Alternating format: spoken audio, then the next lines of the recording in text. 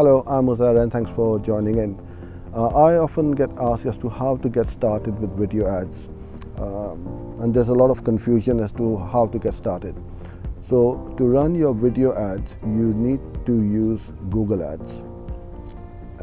You may ask, why do you need Google Ads to run video ads on YouTube? Well, Google owns YouTube, and to run video ads, you need to go into the interface of the Google Ads, through which you are going to set up your video ads and run from there. You can run video ads on YouTube as well as pretty much the entire internet, where Google Ads can place your video ads as a placement.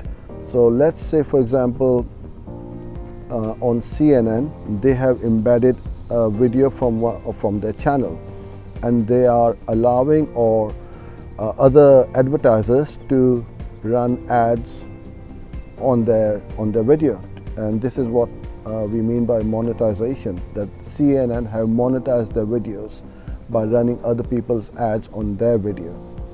So if somebody like myself go on CNN and I watch a video, then an advertiser's video ad can potentially be run and placed on that page.